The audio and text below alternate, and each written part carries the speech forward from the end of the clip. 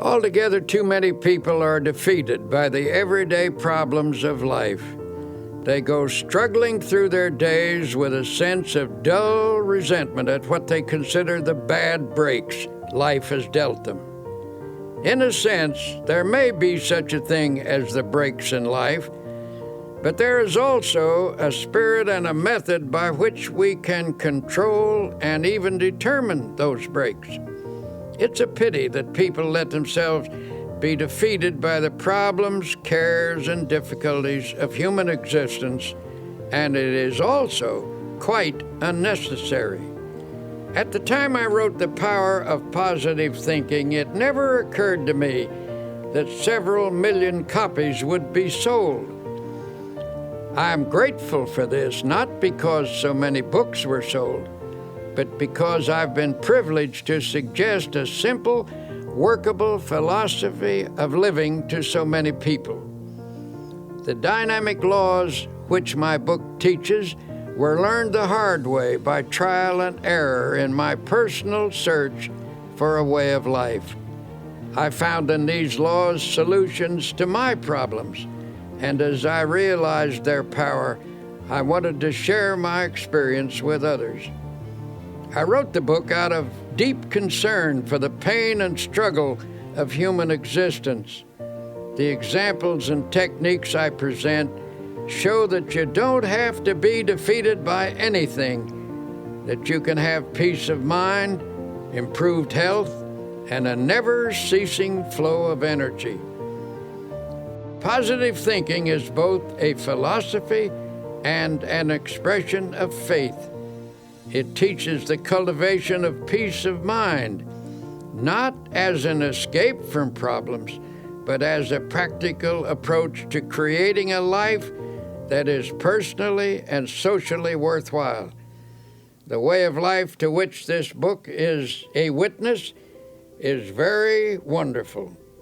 Although the road can be a difficult one, it is also full of hope and victory and even joy. It is my sincere hope that you will take these principles to heart and discover for yourself how the power of positive thinking can truly change your life. The greatest secret for eliminating the inferiority complex, which is another term for profound self-doubt, is to fill your mind to the overflowing with faith. Develop a tremendous faith in God, and that will give you a humble yet soundly realistic faith in yourself. And how do you acquire this dynamic faith? Well, the answer begins with the study of the Scriptures and the use of prayer, lots of prayer. The Scriptures say, according to your faith be it unto you.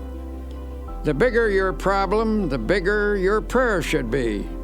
Drive your prayers deep into your doubts, into your fears and insecurities. Pray deep, big prayers that have plenty of strength, and you will come up with a powerful and vital faith. It is also helpful to go to a competent spiritual advisor, a minister, a priest, or a rabbi for instruction. The ability to make faith work for you is a skill, and like any skill, it must be studied and practiced to be perfected. One of the most powerful cures for self-doubt is the thought that you are not alone in this world, that Almighty God is actually with you, helping you, that He will be your companion, that He will stand by you, support you, and see you through every adversity.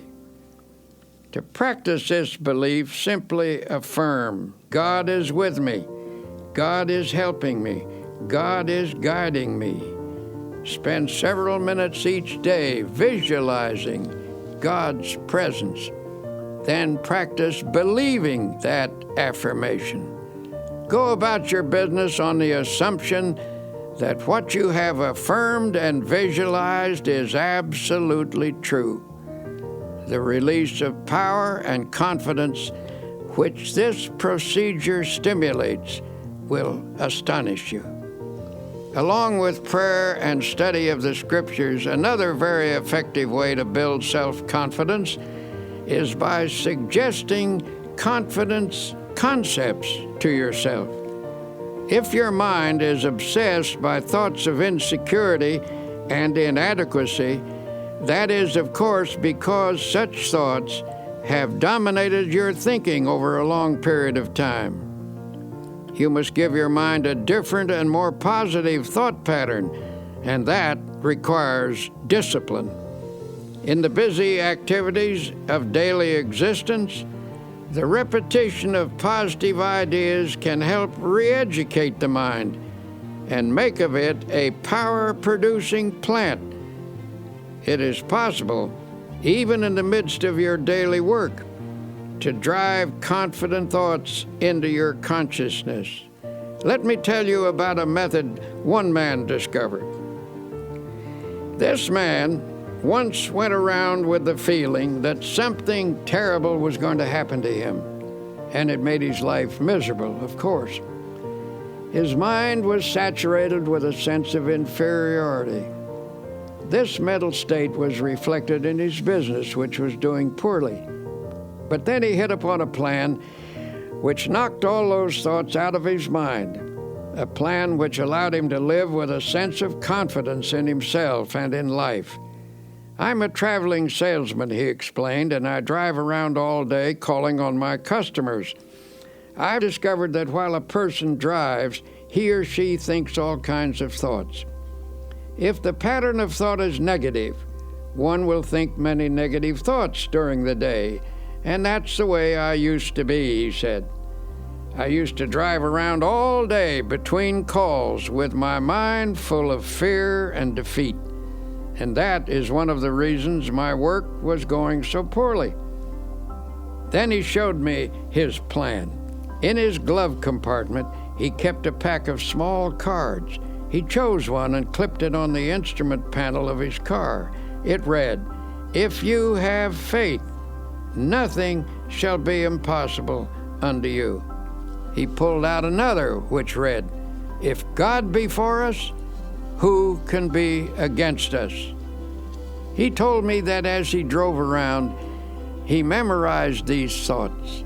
He said, "I've learned to think differently as a result of this practice. The old insecurities that used to haunt me are just about all gone now.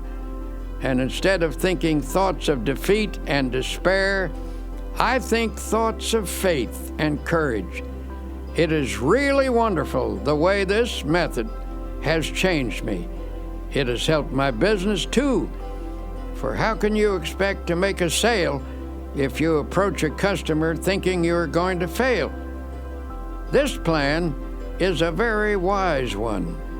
By filling his mind with affirmations of the presence, support, and help of God, this man actually changed his thought processes.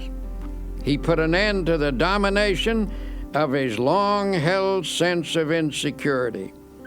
His potential powers were set free.